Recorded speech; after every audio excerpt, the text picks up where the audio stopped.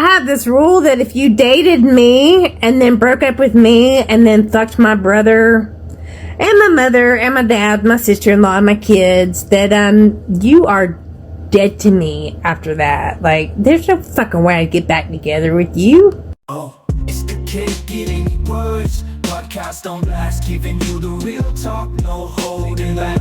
Can't get any worse, we'll make you see. There's always a silver lining. We'll set you free, so join the movement. Let's change the game with the Can't Get Any Worse podcast. What's going on, everyone? Welcome back to the Can't Get Any Worse podcast. How are we all today? I hope we're all well. Just ripping into our Tuesdays or whatever fucking day you're listening to this, because in this world, there is no rules. We can all do whatever we want, you know what I mean? I could jump on this mic and say something completely outrageous, such as the lady in that opening clip, and I think we need to fucking rewatch that and see what she's all on about. So let's hit play on this lovely lady. I have this rule that if you dated me and then broke up with me and then fucked my brother and my mother and my dad, my sister-in-law, and my kids, that you are dead to me after that. Like, there's no fucking way I'd get back together with you. Jesus Christ. Well, it's good to know that she draws the line somewhere, you know what I mean? If you break up with someone... Now that I'm about to repeat this out loud, that is absolutely outrageous. If you break up with someone and they fuck your mum, your dad, your brother, your sister-in-law, and your kids, if you get back with them, I think you need to go to the doctor and get your head checked, because, my God, that is stepping over a line that I don't think anyone can come back from. But my God, what a way to rip into the episode. I don't think we could kick the episode off any better than that, unless there is one thing we could do, and I'm looking at it over on my shelf right now. Is it too early? We're only like a minute in. But my God, I think I need it this morning. Let's crack my delicious can of kamikaze. Again, school holidays around here. The boys are outside there. And they've Parker's picked this week. He's picked the goat grape again. So we've got a few more left from the carton in there. Let's crack it. Oh, so fucking crisp. I don't know how they do it. Let's take a sip of this to kick our week off. Oh, again, guys, am I further away from my shelf this week? What is going on over here? Again, I just want to say thank you to all you legends that are getting around it. The ones that are using my code and the ones that are just going to BPs and supplement stores and shit like that and flicking through photos of you buying it. So, again, absolutely blows my brain that you guys would not only listen to me, but listen to my opinion on like a product and go out of your way to buy it. So, yeah, shout out to all you fucking legends. I wasn't going to talk about this first thing, but it just happened as I was like preparing the podcast and doing a couple of bits and pieces on my laptop. So, bit of tedious behind the scenes background onto how I organize shit on a Monday morning, right?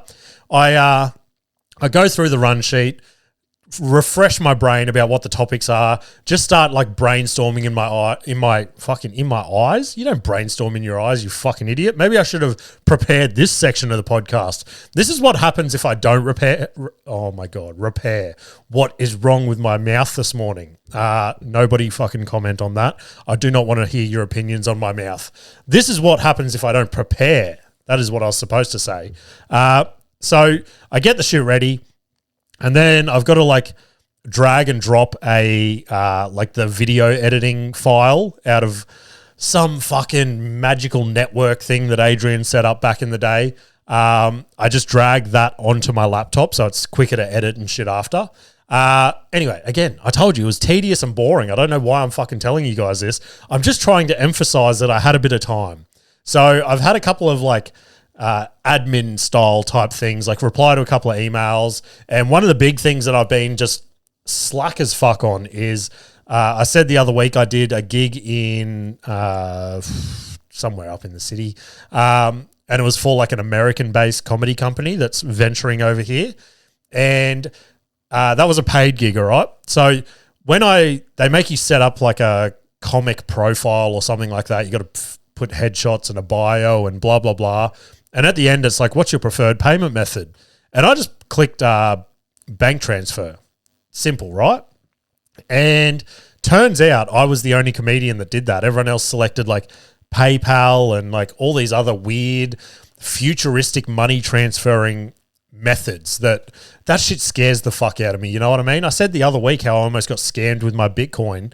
That is exactly what I think is going to happen if I set up one of these things. So they emailed me. They're like, oh, look, is there any chance you could set up a Wise account? Now, I've heard of Wise on like podcast advertising and things like that. Not this podcast. Wise, where you at? So I set up an account on there. And then again, the whole like setting that Wise thing up. This is nothing like, I don't want this to come across as it was too much of a task or I'm like poo-pooing that business or anything like that. But it was just such an effort just for I didn't get paid millions of dollars for this gig. It was like $50 or something for a little spot. So it was just like the amount of effort I put in to get this $50, which would only happen literally before I hit record on this. Anyway, this isn't even where this fucking story's going to.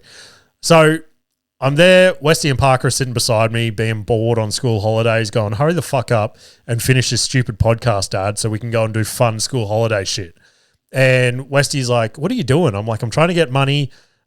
Someone in America owes me. He's like, why does someone in America owe you money? And I'm like, just for like a comedy gig. And he's like, oh, okay. And then I hit the transfer thing, had my bank account open in another window, clicked on it. The money had already come across. And he goes, so you just got paid for doing nothing? And I'm like, well, no, I got paid for doing work, like comedy. He's like, yeah, but that's not really work. Like, that's just fun. And I'm like, yeah, but like I had to come up with those jokes and all that. And he's like, what do you mean? And I'm like, well, like that's work. I'm like, you come up with a joke real quick.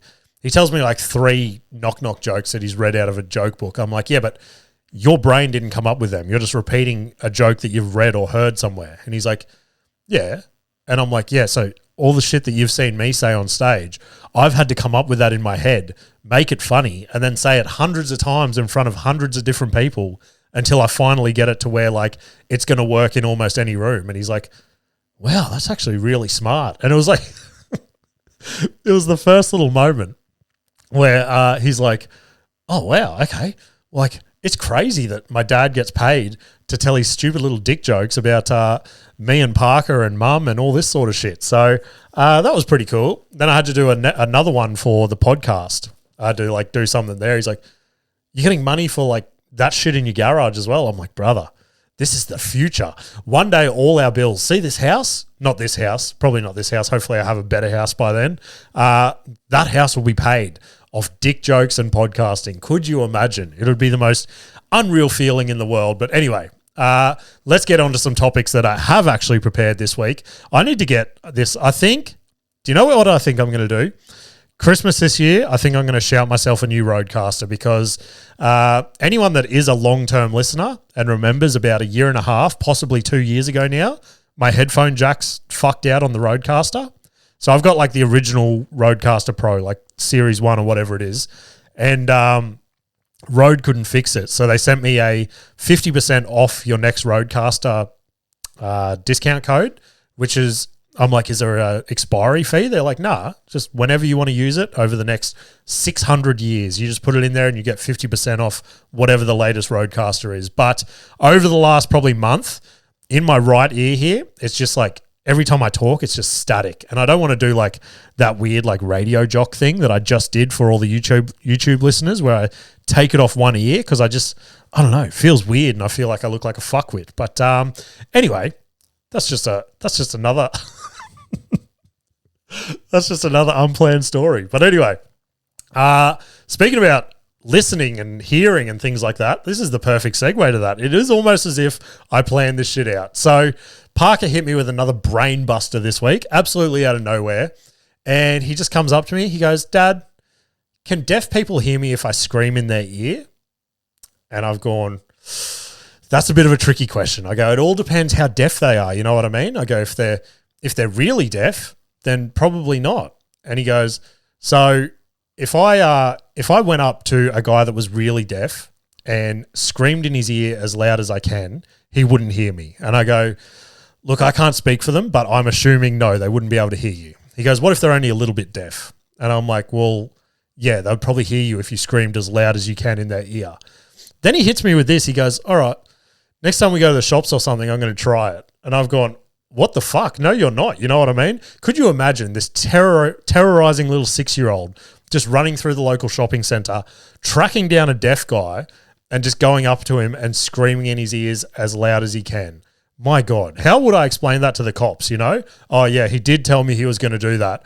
Probably should have done something about it. All I did was went on the podcast and told my 3 listeners about it. You know what I mean? I thought that was doing something. I thought that was parenting in its finest. But probably would have worked better if I put another parenting story after that. But anyway, let's move on to the next topic without any form of segue. So as I mentioned last week, my father-in-law was over here from America, not America, fucking where's he live? New Zealand, with his new wife and things like that. And so they left our house last Monday, which I touched on, and then they went down to Coolangatta for the rest of the week, from Monday to Saturday. So they ended up getting like an apartment that has adjoining rooms. So my sister-in-law and her partner went down there Wednesday night. Then we went down there Thursday and stayed Thursday night. Now, this is just a little thing that I noticed, okay? You guys know me. I notice these weird things. And to be honest, if you haven't noticed this, there is something up with your fucking head. Now, I want to go on the record and say that Coolangatta probably has the most massage parlours per capita of any town or suburb in Australia, okay? I don't know how I've never seen this before. The only thing I can assume is like I go to Coolangatta maybe 2 to 3 times a year, mainly for comedy gigs, like sporadic little comedy gigs that pop up down there from time to time. And it's usually like dark and things like that. And you just drive to the gig, do your thing and get out of there, okay? I don't do any like sightseeing or walking around. But on Thursday, we went down there in daylight and every third shop down there is a fucking seedy massage parlour. I did not notice this until that day.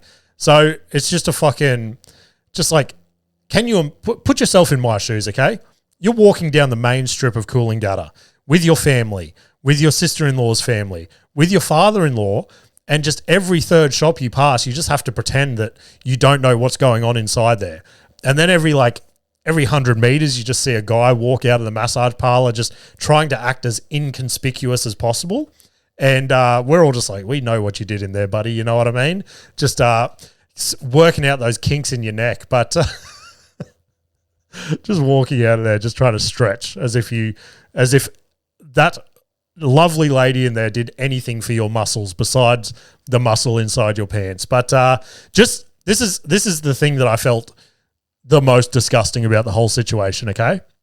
The hotel we're staying at, up the road, maybe 100 meters or so, was the Woolworths. Now, I don't know, like when we're staying away, every half an hour it feels like we need something. Like you do an initial shop when you get there, you get some snacks for the kids, you get some waters for the fridge, some Cokes, things like that.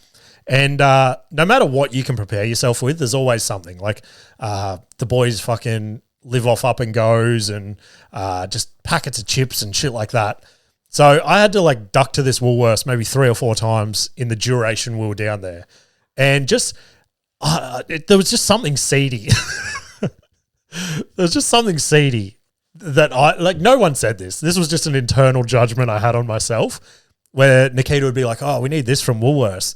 And then I'd have to be like, oh, I'll quickly duck down to Woolworths. And then just picturing them back at the hotel going, wow, Jimmy's out there by himself just walking past all these massage parlours. I bet you that dirty dog just pulls in for a quick 15-minute, you know what I mean? Just saying to Nikita, I just got this thing in my neck. I might just pop in and see if they can do something about it while I'm down there. But I didn't, okay? I didn't. I just want to go on the record. But yeah, just a fun time. Like Coolangatta is a cool little spot. I didn't realise that, but we went on like a little walk on the Friday morning when we first woke up. Watched the sunrise over Snapper Rocks, which was insane. The kids love the rocks down there, playing in all the little water pools and shit that have built up there. Caught some crabs, not the crabs that those guys were catching in the massage parlours, actual crabs. What else did we do? Parker caught a dead fish. I don't know if you can catch a dead fish, but he picked a dead fish up. And yeah, it was just a fucking fun little time, you know what I mean? And then on the Friday, we went to Movie World. So Movie World probably has to be my least favourite theme park. I would like to go on record with that. And one of the most annoying things is like Nikita and her dad's new wife. Her dad's new wife wanted to go on the Scooby-Doo roller coaster. That was like the one thing she wanted to do there. She's like a thrill seeker. She even went on like the Joker ride and shit like that. I'm like, I'm not fucking going on that. My brother-in-law had to go with her, and I had to be the bitch of the family for that day. Holy shit, that would have killed me if I went on there. And oh god. But anyway, they ended up lining up for this for like 2.5 hours for the Scooby-Doo one, and I just had to like keep Parker distracted for the entire time. That is so hard. You would think that is easy, right? To keep a 6-year-old distracted in a theme park. But Parker doesn't want to go on any rides. He doesn't want to do anything. I spent $120 on their little fucking sideshow games they had down there of like fishing ducks out of the pool and like ring toss and shit like that. I got a win over one of the carnies. We did the ring toss. You get like 100 rings, and I'm like, fuck yeah, we're going to nail this. So we're throwing these rings. We didn't get any. I was down to my last 3 rings, and the carny goes, he's not a carny. He's like a fake wannabe carny. He got employed by Warner Brothers Movie World. And he goes, all right, I feel bad for you. I'll put this ring on this bottle. If you can hit it off with one of your last rings, you win one of the big prizes. And I'm like, oh, buddy, you don't know who you're talking to right now. You know what I mean? Do you know who was the king of like flicking cards and shit in people's eyeballs at school? This guy right here. So he puts it on there, pick up my first ring, get the flick of the wrist going, bang, knocked it straight off. And the disappointment in his eyes when I did it, I was like, this is what I live for, buddy. This is what I live for. But that's about all that happened at Movie World. You know what I mean? My father-in-law was trying to get me, like the whole time he was here, he's like, oh, bet you can't wait to talk about me on your podcast. And I'm like, what do you want me to talk about? But you know what? I will tell you this one story, okay? Because he goes, look, you can tell that on your podcast if you want. So let's just say he gave me a really hard time, okay, when I first started dating Nikita. He is a very direct person, let's just say that, I suppose, and he loves winding people up, hanging shit on people, and just like, I don't know, he's just... he's an angry man, okay? He would love that I said that. And to demonstrate that, this happened at Movie World, and all of us as a family besides him just put our heads down and just walked away. We're like, how the fuck can you do that to someone? Oh, God. Okay. And he asked me to say this when I drove him back down to his hotel after Movie World on Friday afternoon. So we're lining up for the Joker ride for the people that wanted to go on it. And this autistic girl went up to him, and she goes, I don't know why she thought he was approachable or whatever, but she just looks at him and she goes, do you know what I'm most excited about today? Oh, God. She goes, do you know what I'm most excited about today? So happy. Just so much joy in her face to just be out at Movie World for the day. And he just looks at her and says, get the fuck away from me. Oh, God. It was so fucking like, how can you say that to not only another human being, but someone with clearly a disability, you know what I mean? But fuck me. It as much like discomfort that it caused me, it also just made me laugh so hard that you could say that to someone. But anyway, what else have we got? Oh, okay. Let's do this one and then we'll break out of all this with it can't get any worse. Or it turns out it can get worse, sorry. So much like the whole deaf thing, Parker sometimes does shit. He knows he can do shit to get out of anything. Now, believe it or not, I am not the most disciplined parent in the world. The kids know that they can step all over me unless like they really push me to that limit, and I definitely snap. But if I'm just trying to like, I don't know, like gentle parent, I suppose you'd call it. I'm just like, boys, cut that out. You guys won't have dinner tonight if you keep going like that. You know what I mean? They know they can fucking walk all over me if they make me laugh. And I don't even know if this is going to come across good on like an audio platform, but Parker yesterday, he goes, can we go to the pool tomorrow if we're good? And I'm like, oh yeah, like I guess I can take you to the local pool. And all afternoon yesterday, they're just fighting. They're just hitting each other, throwing shit at each other, making each other cry. Fucking typical brother stuff, right? And I kept giving them warnings and warnings. And then they did something again. And I just looked at them. I go, all right, pool's cancelled. We're not going to the pool tomorrow. And out of nowhere, Parker just instantly, he instantly doesn't say anything, just drops his chin to his chest as if he's like a depressed emo 16-year-old listening to My Chemical Romance or something. And he just has his chin on his chest and he just quietly says, fuck. Oh, God. Just the longest pause with your chin on your chest and just hearing a 6-year-old say fuck as if I've just ruined his entire life. It was just peak emo teenage fucking... It was the pinnacle. He only needed a fringe and some skinny jeans and he would have just been like fucking Jonah Hill when he has that bad trip in 22 Jump Street. Just My Chemical Romance playing in the background. But anyway, let's break out of that shit with Turns Out It Can Get Worse. Which one is it? Oh, this one is actually viewer sent in. So we've got 2 viewer submissions this week. I forget who sent this one, but you will know when you hear this one. Let's hit play on this bloke, see what he's all on about. My depiction of a guy on fire. It hurts! Make it stop!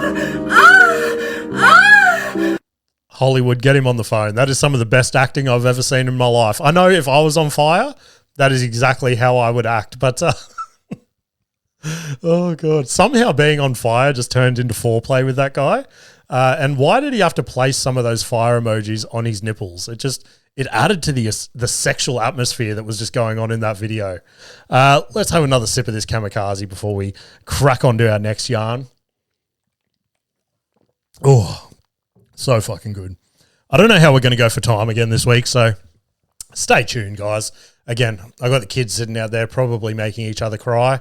So I, as we all know, I've got a dog, Dalmatian, named Bailey. She is one of the dumbest dogs you'll ever meet in your life. But one thing I do like to do, she's packing on the pounds as of late. I'll put my hand up. I've not been a responsible dog owner. I've not been walking her as much as I should. Now, a dog with her like energy and shit like that, I should be walking her every day. But at the moment, I'm lucky to walk her like 2 to 3 times a week just because of time restraints. And like, then I'll be like, oh, my knee fucking hurts and just bitch shit like that, you know? Now, I walked her on Saturday morning. Now, the little walk that I take her on, it's this fun little, we go through like a little bush area, okay, where we live. And the last probably 2 months, I reckon, while we've gone on these walks, there is, at the entrance of the bush, there is a Gatorade bottle where I can only assume that some teenage boys, because I used to do shit like this all the time with my mates, they have got like an empty Gatorade bottle and they've just done the age-old thing of let's make some sort of disgusting concoction inside this bottle of just all the fucked up shit we have on us. So how can I describe this? I reckon inside this Gatorade bottle, there was definitely still a bit of Gatorade. There was definitely milk in there. I don't know if it was chocolate milk, but it was brown by the stage I first saw it. Probably energy drink in there. There was chunks of fruit and shit. There was some sort of like grainy shit in there, possibly cereal. I don't know. A mushed up LCM bar. Who fucking knows? Just kids doing science experiments that are never going to achieve anything. Could you imagine if a teenage boy just made this concoction, someone randomly had a sip and somehow this cured cancer? That's how you feel when you're a teenage boy just mixing this disgusting shit together.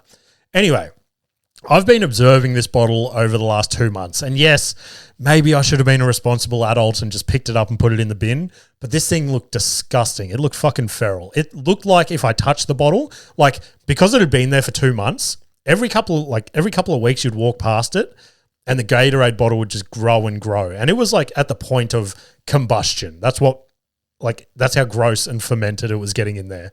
And I walked past it on Saturday morning. And the council had mowed this area leading into the bushland.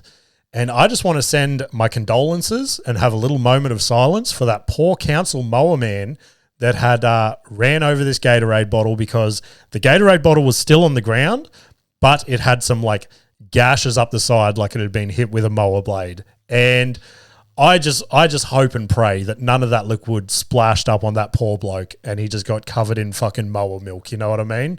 So I think we need to have a moment of silence for that poor soul, and I hope he got hazard pay for that day. So let's have a quick 3-second silence for him. Yep. All right. That felt right, guys. That felt right. Felt like he deserved it. But speaking about guys receiving pays and just hustling, you know what I mean, on that grind, I just want to give, every now and then, I give a little shout out on the podcast to like lanes of work that that go like unnoticed, and they just fucking grind and hustle harder than a lot of people. Much like the podcast thing. Like when I tell people the amount of hours and shit I spend on this shit, they're like, holy fuck. And you just go on there and talk about your dick and depression. That's crazy that you spend that many hours on it. Anyway, the one I want to talk about this week is fucking eBay hustlers. My God, if you're selling shit online, my hat goes off to you because, look, this week in particular, it's been fucking 19 years, 20 years if I'm being honest, where I'm just like at that breaking point again with cabinet making. I'm like, I fucking hate this shit. I can't do it any longer. And I've been like just perusing Seek and Indeed and shit like that. Blew my mind this week. I was looking on there, my local Bunnings. I've always said Bunnings is potentially like my dream job. I just look at those guys and I'm like, they're never really doing anything. They just have to like talk to cunts that come in and they're like, oh, do you know where fucking the screws are or something? Oh yeah, aisle 7 fucking bay 94. You know, just memorizing that. I reckon that'd be sick. And blew my mind. My local Bunnings has an ad on Seek. I would get more being a like a fucking, what are they called? Like a Bunnings employee than I currently get as my role in a cabinet making job. Like talking to angry builders, fucking quoting jobs, drawing jobs, all the fucking gay boring shit. And I'm just like, holy, like how does this world work that those people are getting more with absolutely zero qualifications, and I had to do a 4-year apprenticeship in this and then like learn all this other shit along the way, buy all these tools, buy this, buy that, do that, fucking listen to this cunt talk about this and yada, yada, yada. And I'm like, ooh, kind of seems appealing. But again, I feel like it's one of those jobs that'll look good from the outside, but then when you're in it, you'll probably get bored of it as well. So I don't know. I think it'd be a good like retirement job. And unfortunately, I'm a long way off retirement, and hopefully comedy and podcasting takes off eventually. I mean, it's not looking great, is it, guys? It's really not looking great. I'm about 5 years into that like 10-year apprenticeship you've got to do as a comedian. But hey, who knows? Who knows what's going to happen in the next 5 years? Let's have a sip. Anyway, let's get on to what this point was actually about.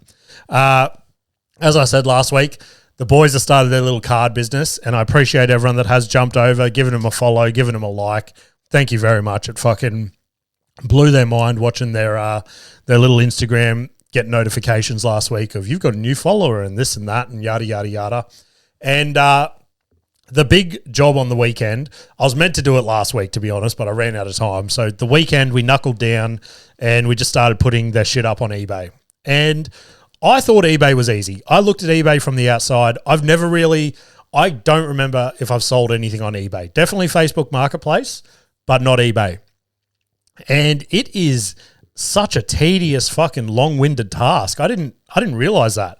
But yesterday, I reckon, maybe 8 to 9 hours it took us to fucking sit down, take photos of 9 or 10 cards I think we put up there, write a description, fill out all the eBay shit that you got to fill out, make accounts and yada, yada, yada. And it was so much longer than I expected. Now, I'm not going to lie, by the time we got to like the 7th or 8th card, I sort of had my little systems and procedures in place, so it did get quicker. So I'm hoping we can chew through another chunk today. But my God, just eBay hustlers and stuff, shout out to you guys because it is absolutely insane what you guys do. Now, my son Westy, he's, as we all know, and as people fucking dispute 24/7, he's autistic, so he's obsessed with numbers and analytics and shit like that.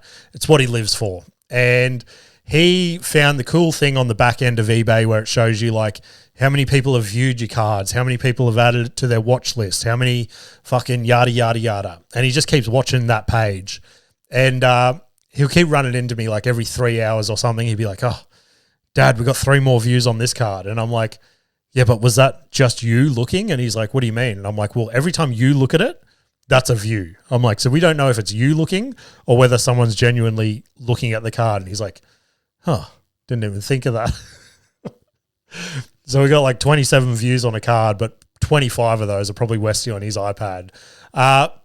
But speaking about cards, I just wanted to give a little shout out to another local little card business or collectible business here in the Logan area. So we've been there once before, but the first time we went there, it was absolutely jam-packed. They had like an event day on, and we ended up spending, 10 minutes there. It was all just too much and overwhelming. We couldn't really have a decent look at the cards, so we just left. And on the weekend, we needed to get some little sleeves and shit because if we sell the cards, we've got to send them in sleeves and yada, yada, yada. So I'm like, let's just pop to that one, get what we need, and we might be a bit more quiet. We can have a look there. So we went there on Saturday. Doghouse Collectibles at Underwood. Holy fuck. If you are into UFC, this is the place to go. This is absolute UFC collector's heaven. Thousands of cards. I'm not even lying when I say thousands, ranging from $1 all the way up to like fucking, he had like $30,000 cards and shit there. It was insane. I legit could have spent the entire day there, but Westy and Parker were pretty bored. Westy got, what did he get? He got a Con Knuppel rookie card, who's like one of the rookies from this season that you want their cards from. And I ended up getting a couple for my personal collection. I bought them on here because I think I'm going to, like, the cases that they're in are a little bit damaged. So I'm going to get some proper magnetic cases and put them up there. So I got 3 cards for my little personal collection. One of them I didn't bring in because I fucking forgot it.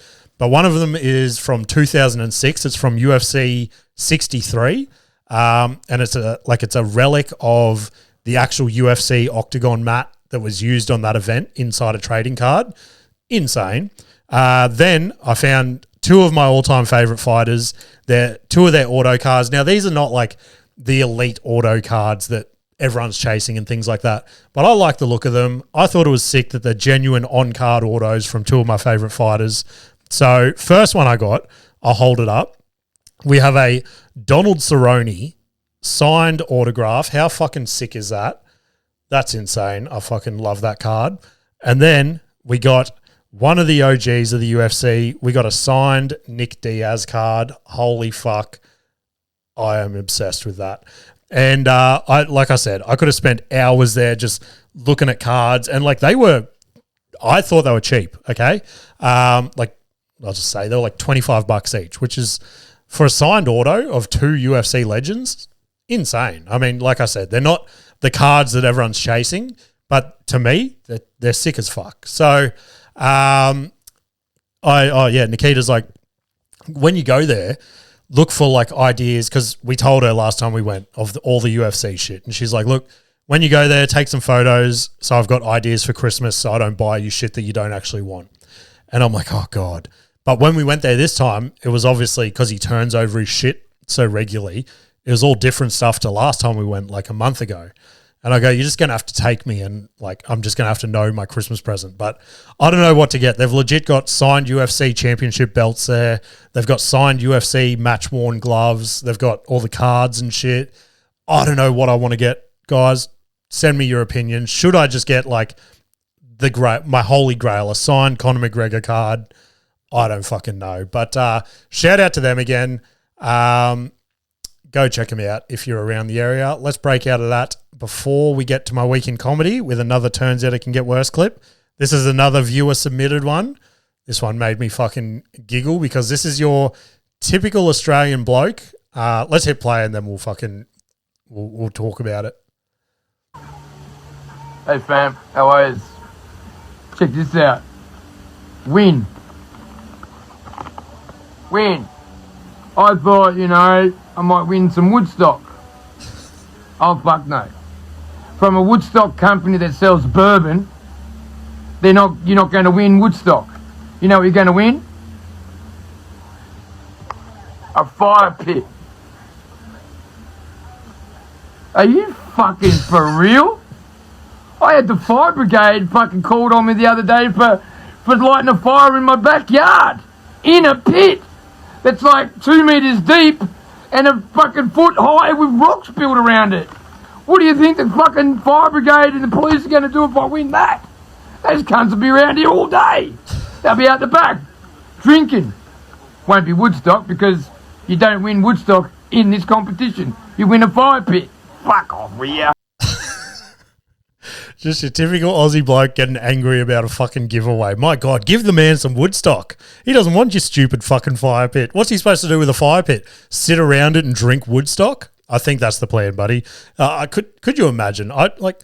If he won that fire pit, I reckon if we got like a review on that video in another 6 months or something, if he got the Woodstock fire pit, it'd be the best day of his life because the amount of Woodstock he would smash around that fire pit would be insane. But let's just hope the cops and the fire brigade don't come again. But let's rip into my week in comedy. I had 2 gigs this week, so I think I actually plugged another sign-up night on last Tuesday. I didn't end up going to that one because it was just Nikita got home late and it was just a fucking one of those chaotic days. So pulled the pin on that one. But again, comedy gods just shone down on me because I ended up getting 2 gigs anyway. So let's touch on the first one. I did plug this last week.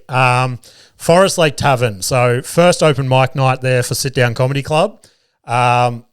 Again, with the first nights of an open mic night, you just go there. You don't know what to expect. There could be a huge crowd. There could be no crowd. The audio could be fucked. They could forget their spotlight. Who knows? Just countless things that could not ruin the show, but just like put a little dampener on the night, if that makes sense. So I rock up to the gig, mates with the MC, so it was good to see him. He was sitting with the owner of Sit Down Comedy Club, so stood at their table for fucking, I don't know, a couple minutes. He was asking me how comedy's going, blah, blah, blah. Then I go, I told because you get a pre-booking thing with Sit Down. They call you, confirm your spot. And I go, I've got a second gig on the Sunday. Can I go on early? And he's looking at the lineup. He goes, you're on pretty early tonight. I'm like, yeah, I got another gig I got to get to in the Valley. He's like, racking up those gigs. And I'm like, yeah, 100%. Just trying to get as much stage time as you can, just trying to say all the little shit that the comedy club owner wants to hear. And then I'm like, okay, walk away from that. I've left on a high. I've left a good taste in his mouth. That sounds disgusting. Anyway, I walk back to my table, sipping my water. And I'm like, I got these new jokes that he hasn't heard before. And I've now got them to a point where they're pretty well working anywhere. So I'm like, okay, he hasn't heard these. He's going to see some new jokes crush. He's going to see that I'm getting multiple gigs on one night. I'm driving all around Brisbane just for spots. I'm writing new material. I'm trialing new material. I'm like, this is going to be a win-win for me. You know what I mean? Now, I'm up third. So he's there. He's watching the first 2 acts. And the MC gets up. He goes, you guys are going to love this guy. He's doing this one, and then he's shooting off to another gig. Everyone put your hands together for Jimmy Misson. I walk to stage, applause. I turn around to pull the mic out of the mic stand and move the mic stand to the side. And as I go to say my first words, I just see the owner of Sit Down grab his hat, grab his jacket, and walk out of the room. I'm going, well, guess I'm not fucking impressing him tonight, am I? So I pushed through it, had a good set, got off stage, and quickly ran to my car and shot to the second gig that I was telling you guys about. What is this called again? I forget, but I plugged it like a month or so ago. I was on their first night that they did there. It's Julian Wood's new comedy club that he started in the Valley at Spice Nightclub. So they messaged me last week and they're like, because they asked for my availability in July, like a couple of weeks ago, sent them the dates. I've now booked most of those nights. And he's like, you're on Sunday. And I'm like, I've already got a gig. And he's like, I'll just put you on late. And I'm like, guess I've got to go now. Not that I didn't want to, because again, it was a fucking sick spot the first time I was there. So ran to the Valley, parked the car fucking 60 kilometres away because there was some sort of event in the Valley on Sunday night. And got to the room, absolutely jam-packed again for their open mic night. So this was, so the last show I did was their lineup night. this was just your regular open mic night. But when I say regular open mic night, there was absolute fucking killers there. Like Damien Powell was there trialing new gear. I've said countless times before, he's my favourite comedian in the scene. Angus Gordon was back up from Melbourne. He's an absolute killer. And it was just a sick bunch of comedians there. We're just out the back in the green room, and just the like, I don't know how to explain it. This is the best I can explain it, and I don't think anyone there would be angry with me saying this because they openly say it.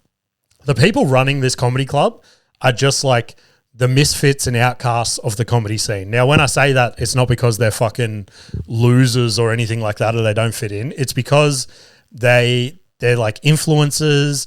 They push the boundaries on comedy. They're not following like the picket white fence of what comedy should be in the Brisbane scene. You know what I mean? So they're sort of shunned from a lot of comedy clubs and things like that. But I love these guys. I love everyone there. I love everyone that's running it. And it was cool to be in the green room with a bunch of cool comedians. We're all bouncing shit off each other. We're all shitting on each other, telling each other how much we suck at comedy, blah, blah, blah.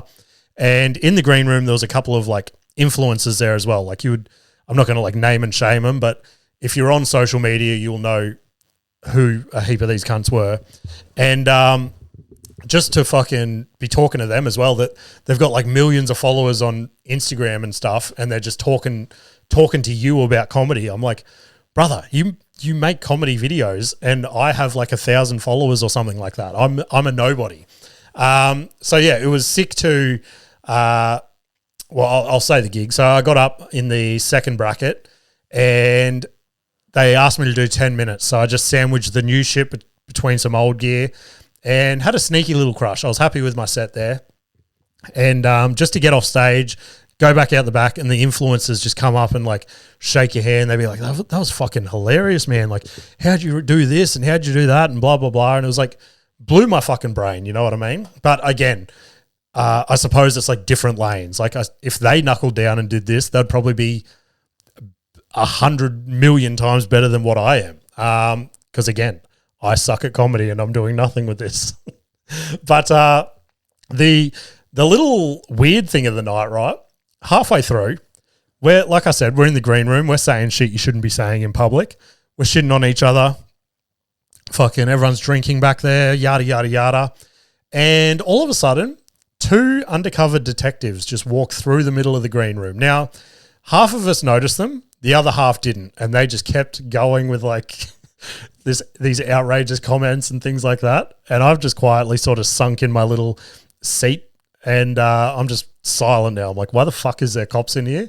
I'm getting ready to get arrested. Now, the people that I was with have been arrested in the past. Julian Woods that runs the room famously got arrested with Bonnie Blue in Bali around this time last year. So I'm like, what is going on now? What have I got myself tangled into? So the cops walk past us and then out to a little room at the back of the nightclub where the nightclub owner's office is. They're in there for a couple minutes. And then they walk back out and never to be seen again. So I still don't know what they were there for, but it was pretty weird to see them walk through with their notebooks and like gun on their fucking belt and shit. And I'm like, God, what is going on right now? I can only assume like it's a nightclub in the valley. There has to be some bad shit going on somewhere around there, you know? Anyway, I thought the podcast was finally catching up on me. I thought they heard some of the outrageous shit that I say on here every week. But anyway, let's play our last Turns Out It Can Get Worse clip for the week. What's this lovely lady got to say? Looks like someone ate up all the Oreo cookies. And guess who that someone has to run it off?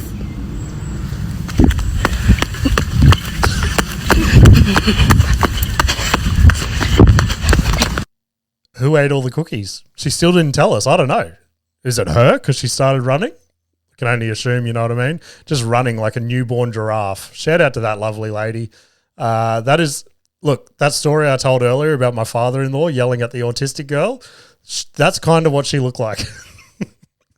All right. Let's get into a bit of sport. The World Cup is on. I've been having a little bit of a a little bit of a look here and there, thanks to my friends at Knucklebet. Shout out to Knucklebet. Get around them, gamble responsibly, all that sort of good stuff. But look, I've been on the last couple of weeks. I've been on a skid. I'll be 100% open. I was going good with it. I was back in my punting heyday, and then the last couple of weeks have brought me back down to earth, and I'm like, okay, you're on a slippery slope here, champ. Let's pump the brakes. So I've actually had. I've had 6 days off the punt now. So getting back into it this week, though. Again, thanks to our friends at Knucklebet. But, World Cup's on. I'm not – this might surprise you guys. I'm not the biggest soccer fan, okay? To be honest, I fucking hate soccer. I can't stand it. But when the World Cup's on, there's something about your brain where it's just like I feel like you have to be involved a little bit. And Westy is fucking loving it. And I get it. When I was his age – there was like the World Cup on, and all my mates and shit, they were obsessed with it. They all played soccer on the weekends while I was playing football. For whatever reason at my school, it was gay to play football and it wasn't gay to play soccer. And it's like, what world are you cunts living in? But anyway, me and Westy sat down. We've watched a couple of games together and I still don't fucking get it. You get to the end of a game, you've just wasted 2 hours, 120 minutes in some of these games just to fucking see 0-0. 0-0. Fantastic. Oh, what's the score on this one? Oh, it's 0-0. Oh, that's intense. That's an insane game. Let's watch again for another 120 minutes just to see the same fucking result. Or if you're really lucky, oh my God, 1-0. That's crazy. We got to see one goal in 2 hours. What the fuck? We need to open up the soccer rules so it's just like 64 to 79 goals. Something like that. Could you imagine if you're watching the NBA and it finishes in 0-0, there would be an uproar. It'd be like LeBron James. Pull your fucking finger out and work out how to score a fucking goal. It absolutely kills me just to watch a game and potentially see one goal. Now, don't come at me. I understand there is some games where like the top tier teams will verse some country that you've never even heard of and it'll be like a 4-0 murdering.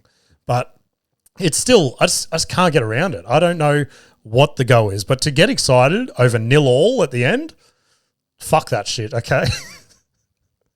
The only thing, I was sitting down, I thought of this phrase while I was watching the soccer the other day. It was the only exciting thing that I thought of the entire time. And to this like day, I still can't think of a fun little riff around it. It's more of a play on words, if anything. But I was just watching it, I'm like, 2 worlds, 1 cup, you know? Bit like the 2 girls, 1 cup from back in the day. So maybe that would make soccer more exciting if people shut in a cup and ate it. This is the other thing that pissed me off. Why are the referees wearing shoulder pads? They're not getting into any contact. They're not playing. They're sweating more than the players in most of these games. It's absolutely insane. So if you like soccer, fuck you. Anyway, that's brought us to the end of the episode, guys. We actually didn't do too bad for time. But things to plug this week. I have this Thursday, UFC 329 breakdown. The Mac is back, guys. We are 6 days as of recording this from seeing Conor McGregor make that walk again. And I've been very vocal about it. I am 100% going to cry when I hear the Foggy Jew start to play. Oh my God. Oh, I just got goosebumps thinking about it. It is going to be the most insane day of my life. I said to Nikita yesterday, I go, I don't care if the house is on fire next week. I am not leaving the couch. It is an absolutely insane card, and we're going to break it down fight by fight this Thursday. So get around it, guys. Other than that, I have 2 more sign-up nights for comedy this week on Tuesday and Sunday. If you want to come to them, shoot me a DM, because to be honest, I don't even remember the name of the Tuesday one, and chances are you're not going to come to a fucking sign-up open mic night anyway. But the last thing I got to plug this week, I've got that charity night coming up in the Valley on, what date is that? Let's have a quick look on my calendar. I think the 29th is ringing a bell for some reason. Of course my calendar opens like that while I need it. 26. So the 26th of July, I've got that kids cancer charity thing that I'm hosting up in the Valley. I would appreciate anyone that wanted to come along to that. All the money's donated. I'm not getting paid or anything. There's raffles there. You can win food vouchers to Frankie's, which is a smokehouse at Woolloongabba. There's skate vouchers. There's merchandise. There's fucking everything. And I think there's like 6 or 8 pop punk bands playing on the night in between all my gibberish. So if anyone is in the Southeast Queensland region and wants to come to that, it'd be sick to have some familiar faces in the crowd. And to be honest, I don't know how that's going to go. Like me in the middle of like a pop punk band, I don't know. It could be fucking sick, or I could die a brutal death. But anyway, it's all for a good cause. So get around it, guys. I'll probably put a post up this week about it with a ticket link and things like that. Other than that, if you want to get in touch with me, send submissions via DM on Instagram at Can't Get Any Worse Podcast, or shoot me an email at can'tgetanywOrsePod@gmail.com. I appreciate you all. I hope you all have ripple weeks, and I will see you later. Can't get any worse, we'll make you see. There's always a silver lining.